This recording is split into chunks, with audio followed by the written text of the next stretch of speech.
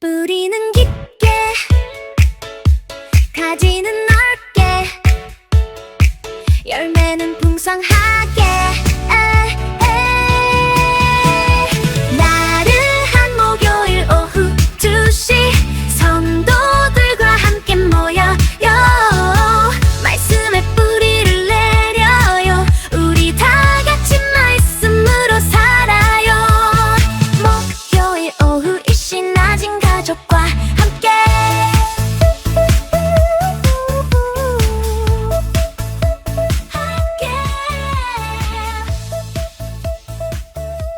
청취자 여러분, 혹시 세상에서 가장 끔찍하고 역겨운 냄새가 무엇일지 상상해 보신 적이 있으신가요? 보통은 그 쓰레기 매립지나 무언가 심하게 부패하는 냄새, 가령 시체 썩는 냄새 같은 걸 떠올리시겠죠? 네, 맞아요. 그런데 오늘 우리의 깊은 탐구를 시작하면서 아주 충격적인 일화 하나를 들려드릴까 합니다. 오, 어떤 이야기인가요? 어느 은퇴한 강력반 형사가 사이비 교주의 은신처를 압수수색하러 들어갔을 때의 이야기인데요. 문을 열자마자 이제껏 맡아본 적 없는 그 시체 썩는 냄새보다 훨씬 더 지독하고 역한 악취가 코를 찔렀대요. 와, 도대체 집안에 뭐가 있었길래 그런 냄새가 났을까요? 집안을 막 뒤지다가 안방에 있는 커다란 장롱을 열었는데 그 안에 무엇이 있었는지 아십니까? 바로 돈이었습니다. 돈이요? 지폐에서 그런 냄새가 났다고요? 네, 수많은 사람들의 손때가 묻고 묻은 곰팡이가 피어 썩어가는 지폐들이 산더미처럼 쌓여서 뿜어내는 그 돈 썩는 냄새였던 거죠. 자, 이 내용을 하나씩 풀어보죠. 정말 시각적이면서도 후각적인 충격이네요. 탐욕과 욕심이 버무려진 가장 잔인한 냄새라는 생각이 듭니다. 맞아요. 이 형사의 일화가 흥미로운 이유는 자본주의 사회에서 끊임없이 무언가를 채우려고만 하는 인간의 맹목적인 본성이 결국 어떤 악취를 뿜어내게 되는지를 너무나도 잘 보여주기 때문입니다. 오늘 우리가 파고들 자료가 바로 이 지독한 인간의 역설에서 출발하거든요. 네, 오늘 우리가 분석할 자료는 여수 나진교에서 선포된 두 편의 설교 본문입니다. 오전 예배를 인도하신 김은길 담임 목사님의 요한복음 12장 말씀과 오후 예배를 인도하신 정슬기 부목사님의 출애굽기 31장 말씀이죠. 신약 성경에 등장하는 마리아와 가룟 유다의 이야기, 그리고 구약 성경에 나오는 안식일 규례. 사실 겉보기에는 완전히 다른 시대, 다른 맥락의 이야기처럼 보이잖아요. 그렇죠. 하지만 이 두 텍스트를 나란히 겹쳐놓고 보면 정말 놀라운 연결고리가 보입니다. 인간이 어떻게 그 썩어갈 물질에 종속되는가, 그리고 우리는 어떻게 그 통제에서 벗어날 수 있는가에 대한 아주 정교한 심리적, 영적 메커니즘이 드러나거든요. 네, 두 텍스트가 마치 하나의 거대한 퍼즐 조각처럼 맞춰진다는 게 오늘 탐구의 미션입니다. 그리고 이 두 설교를 관통하는 공통적인 은혜의 메시지가 무엇인지 함께 찾아보는 거죠. 맞습니다. 그럼 첫 번째 오전 설교 자료부터 들여다볼까요? 여기에는 아주 극단적인 대비가 등장합니다. 바로 향유를 부은 마리아와 그걸 비난한 가룟 유다 이야기죠. 네, 예수님의 발에 순전한 나드 한 근이라는 최고급 향유를 쏟아부은 마리아, 그리고 그것을 맹렬하게 비난한 제자 가룟 유다입니다. 이 향유의 가치가 당시 돈으로 300데나리온이었다고 해요. 300데나리온이면 평범한 노동자의 1년치 연봉에 해당하는 엄청난 액수잖아요. 현대 물가로 환산하면 수천만 원이 훌쩍 넘는 금액이고요. 정확합니다. 게다가 당시 문화적 배경을 보면 이 돈은 마리아가 자신의 미래와 결혼을 위해 평생에 걸쳐 한 푼 두 푼 모아온 그야말로 생명줄 같은 자산이었을 확률이 높습니다. 와, 평생 모은 결혼 자금을 한순간에 바닥에 깨트려버린 거네요. 심지어 당시 여성에게는 수치스러운 행동이었던 머리카락을 풀어 헤치는 행위까지 불사하면서 예수님의 먼지 묻은 발을 닦았고요. 맞아. 솔직히 제가 청취자 여러분을 대변해서 아주 현실적인 반론을 하나 던져볼게요. 현대 자본주의적 관점, 아니 지극히 이성적인 관점에서 보면 이거 완전 미친 짓 아닙니까? 하하, 그렇게 보일 수 있죠. 수천만 원어치 액체를 한 번에 공기 중으로 날려버린 거잖아요. 오히려 복지나 사회환원이라는 명분을 내세운 가룟 유다의 주장이 훨씬 더 합리적이고 논리적으로 들리거든요. 표면적으로는 완벽한 논리를 갖추고 있죠. 공리주의적 관점에서는 유다의 말이 정답처럼 보입니다. 하지만 텍스트는 유다의 내면을 정확히 해보합니다. 유다의 진짜 속마음은 달랐다는 거군요. 네, 그는 빈민 구제에 관심이 있었던 게 아닙니다. 사실 돈꾀를 맡고 있으면서 거기를 몰래 탐하던 도둑이었어요. 아, 겉으로는 가난한 사람들을 핑계댔지만 속으로는 그 돈을 자기가 챙기고 싶었던 거네요? 맞아요. 유다의 뇌 구조는 끝없이 피를 빠는 거머리처럼 다오, 다오 하는 탐욕의 도파민에 절어 있었던 겁니다. 그의 분노는 가난한 자를 향한 연민이 아니라 내 주머니로 들어올 수 있었던 그 거대한 자본이 사라져버린 것에 대한 극도의 상실감에서 기인한 거죠. 와, 소름 돋네요. 반면 마리아의 내면 메커니즘은 완전히 달랐다는 거잖아요. 어떤 점이 달랐던 거죠? 마리아 역시 그 돈을 모으기까지는 엄청난 집착과 노력이 필요했을 텐데요. 당연하죠. 그녀가 자신의 미래를 보장할 유일한 수단인 그 옥합을 채우기 위해 얼마나 아등바등 살아왔겠습니까? 하지만 마리아는 예수님이라는 존재 안에서 절대적 가치를 발견해버린 겁니다. 절대적 가치요. 네, 인간은 상대적인 가치들 앞에서는 결코 질주를 멈추지 못합니다. 예를 들어 남보다 더 나은 집, 남보다 더 많은 통장 잔고 같은 것들이요. 항상 비교 대상이 있으니까요. 그렇죠. 저 사람이 나보다 돈이 많네 하면 또 더 벌어야 하고 끝이 없잖아요. 하지만 도저히 돈으로 환산할 수 없는 절대적 가치를 마주하는 순간 그동안 자신의 인생을 갉아먹던 그 탐욕의 러닝머신에서 스스로 내려올 수 있게 됩니다. 마리아는 그 멈춤을 선택한 것이고 유다는 멈추지 못한 겁니다. 멈추지 못한 유다의 결말은 결국 끔찍하잖아요. 스승인 예수님마저 노예 한 명의 몸값인 은 30에 팔아 넘겨버리니까요. 맞습니다. 오프닝에서 이야기했던 그 곰팡이 핀 지폐더미의 썩은 냄새가 사실은 멈출 줄 모르고 질주하던 유다의 영혼에서 진동하고 있었던 거죠. 정말 기가 막힌 비유네요. 그런데 세상의 기준에서는 수천만 원을 허공에 날려버린 마리아의 행동이 낭비로 보였지만 예수님은 그걸 나의 십자가 장례를 미리 준비한 행동이라며 완벽한 가치로 인정해 주셨어요. 이게 참 시사하는 바가 큽니다. 네, 세상의 계산기가 작동을 멈추는 절대적 가치의 영역이 있다는 걸 보여주는 대목이죠. 이것을 더 큰 맥락과 연결해 본다면 두 번째 오후 예배 텍스트가 다루는 주제와 아주 절묘하게 교차합니다. 아, 오후 예배 설교요? 마리아가 깨트린 향유 옥합은 본질적으로 물리적인 부피와 공간을 차지하는 물질입니다. 인간은 왜 그렇게 물질에 집착할까요? 결국 물리적인 공간을 지배하고 싶어하는 인간의 근원적인 욕망 때문이죠. 여기서부터가 정말 흥미로워지는데요. 마리아가 그 물리적 공간을 차지하는 가치를 과감히 포기했다는 사실이 우리로 하여금 공간과 물질에 대한 집착을 들여다보게 만듭니다. 네, 오후 예배 자료에 등장하는 아주 날카로운 비유가 하나 있죠. 1억 원짜리 명품 샤넬백이나 시장에서 파는 5만 원짜리 장바구니나 물건을 담는 용도는 완전히 똑같다는 겁니다. 맞아요. 샤넬백에 돌을 넣는다고 그 돌이 금으로 변하는 건 아니잖아요. 그런데도 사람들이 그 조그만한 로고 하나에 수개월치 월급을 쏟아붓는 이유는 뭘까요? 결국 그 백을 통해 타인에게 자신을 증명하고 자신이 속한 사회적 공간을 지배하려는 심리 때문입니다.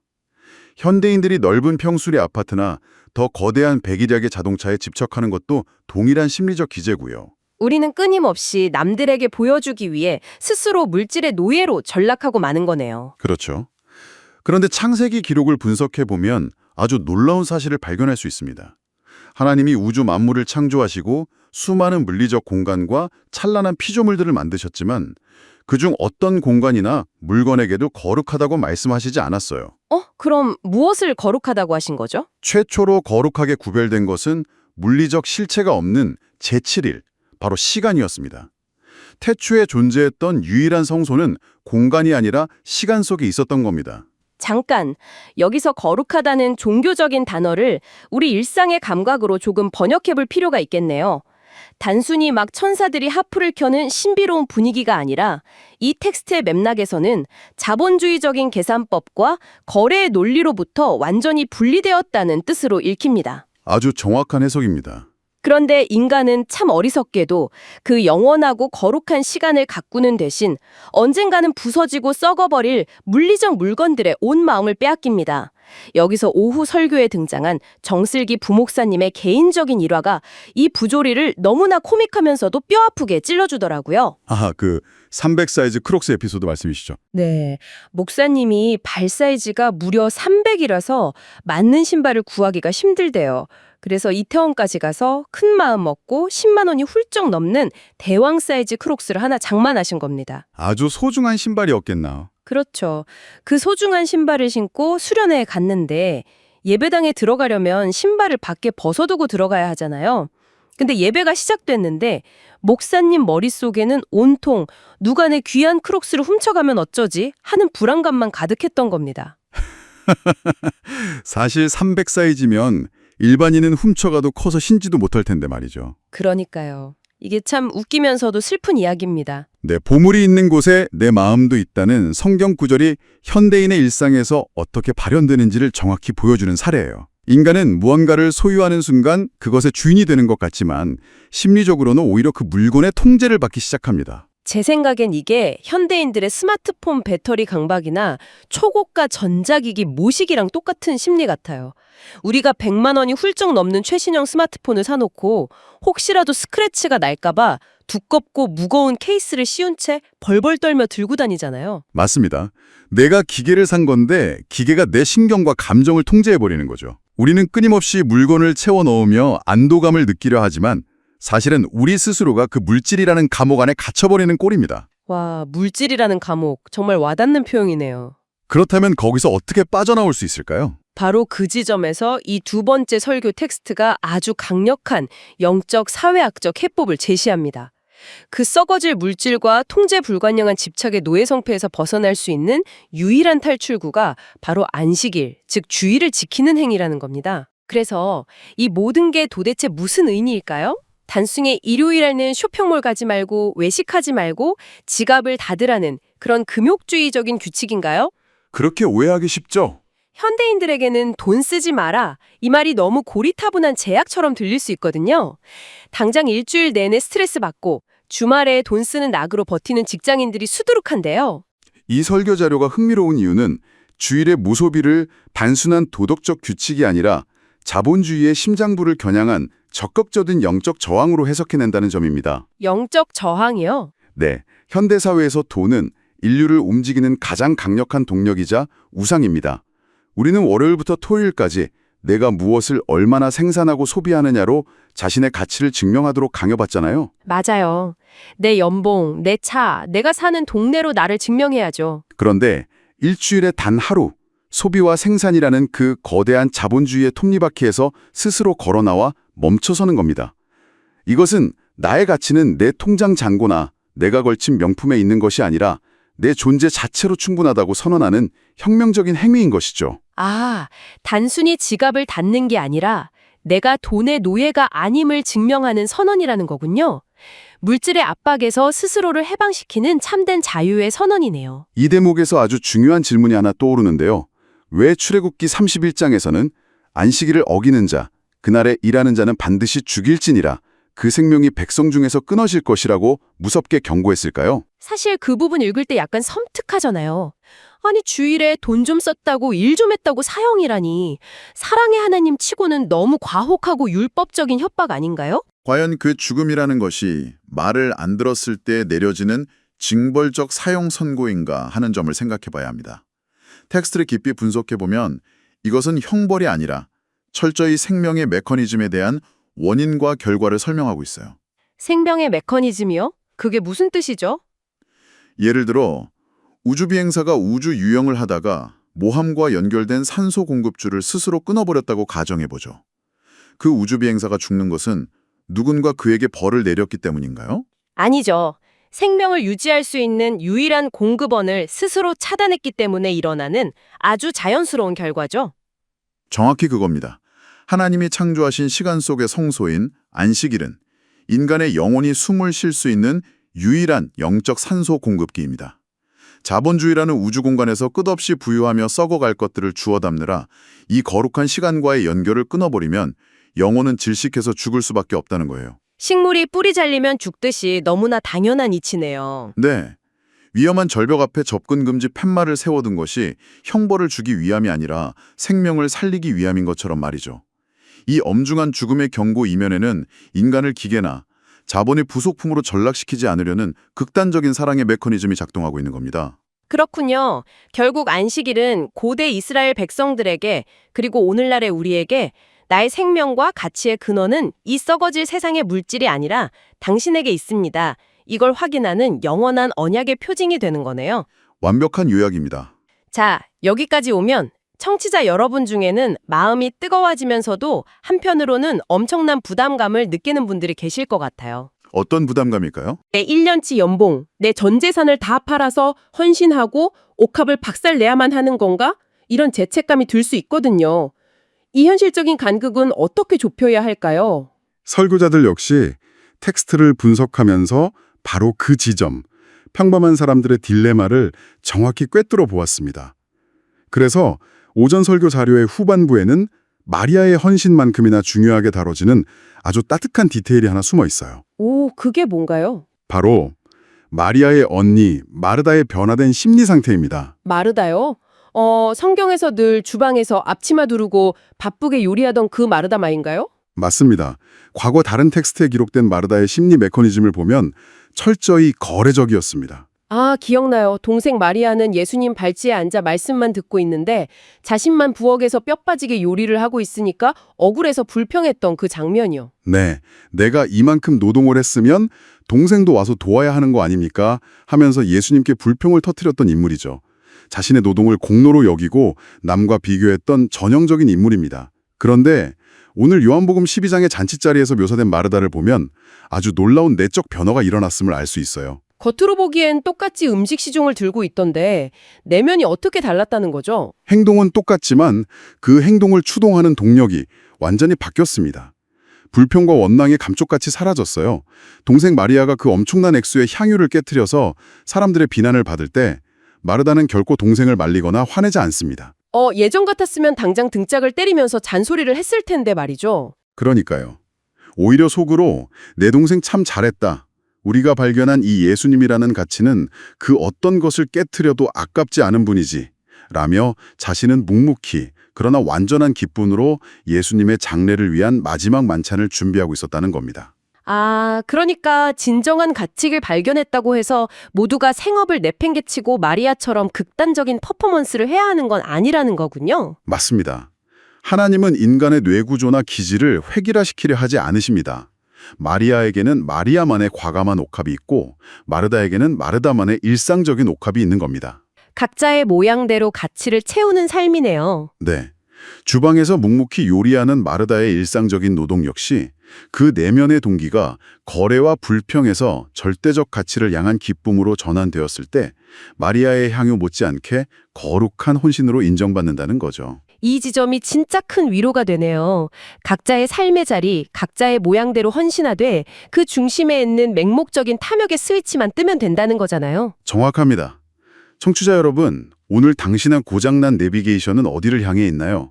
계속해서 성공과 돈을 향해 질주하고 있는지 아니면 진정한 가치를 위해 멈출 용기를 내고 있는지 돌아봐야 합니다. 맞습니다. 세상의 눈에는 그 멈춤이 낭비처럼 보일지 몰라도 사실은 가장 위대한 준비이자 안식임을 기억해야겠죠. 두 편의 설교를 관통하는 오늘의 여정을 쭉 돌아보면 정말 하나의 정교한 테피스트리처럼 연결되어 있습니다. 네, 아주 완벽하게 맞물려 있죠. 첫 시작은 그 사이비 교주의 자로노 속에서 진돔하던 곰팡이 핀 돈더미의 지독한 악취였습니다. 거기서 우리는 끝없이 채우려고만 하다가 결국 스승마저 팔아넘긴 유다의 비극을 마주했고요. 하지만 동시에 1년치 연봉을 기꺼이 쏟아부어 향기로운 냄새로 공간을 채운 마리아를 통해 절대적 가치를 발견했습니다. 그리고 우리가 그렇게 집착하는 명품백이나 남의 크록스 신발 같은 물질적 공간이 얼마나 헛된 것인지를 깨달았죠. 네, 그리고 최종적으로 이 탐구는 자본주의의 억압적인 러닝머신에서 당당히 걸어내려와 생산과 소비를 멈추고 영혼의 산소를 공급받는 시간 속의 성소, 안식일의 참된 해방으로 우리를 안내했습니다. 두 설교를 통해서 발견한 공통적인 은혜의 메시지가 아주 선명해졌네요. 네, 결국 이 두 자료가 우리에게 던지는 아주 명확한 하나의 해답은 이것이네요. 썩어질 물질을 향한 맹목적인 질주를 멈추고 당신의 영원한 가치를 위해 가장 먼저 시간을 구별하여 안식하라. 우리를 구속하는 물리적 공간에서 벗어나 거룩한 시간 안으로 들어가는 것. 그것이 현대를 살아가는 우리가 진정으로 숨 쉴 수 있는 유일한 방법입니다. 그렇다면 청취자 여러분, 이 흥미롭고 깊은 여정을 마치며 여러분 스스로에게 던져볼 수 있는 마지막 질문을 하나 드리고 싶습니다. 이 두 텍스트를 나란히 놓고 보면 정말 우리 각자의 삶을 뼈아프게 점검해보게 만드는데요. 하나님께서 우주 만물을 지으시고 그 수백만 가지 아름다운 장소와 반짝이는 물건들 중에서 가장 먼저 거룩하다고 성별하신 것은 다름 아닌 아무 형태도 없는 시간이었습니다. 네, 공간도 물건도 아닌 시간이었죠. 그렇다면 오늘 당장 누군가가 여러분의 스마트폰 캘린더나 다이어리를 열어본다면 어떨까요? 당신이 인생에서 가장 중요하게, 가장 거룩하게 구별해두고 타협하지 않는 그 절대적인 시간은 무엇을 향해 맞춰져 있습니까? 혹시 당신에게 주어진 그 귀한 여운의 산소통마저 언젠가는 부패하여 악취를 풍길 썩어질 물질들을 긁어 모으는 일들로 단 1분의 틈도 없이 빼곡하게 채워져 있지는 않나요? 정말 깊이 생각해 볼 문제네요. 네, 이번 주말 여러분만의 끊어진 시간 속의 성소를 어떻게 다시 짓고 호흡할 수 있을지 한번 깊이 고민해 보시길 바랍니다. 저희는 다음 이 시간에 또 다른 흥미로운 자료를 샅샅이 파헤치러 돌아오겠습니다. 함께해 주셔서 감사합니다. 가지는 넓게 열매는 풍성하게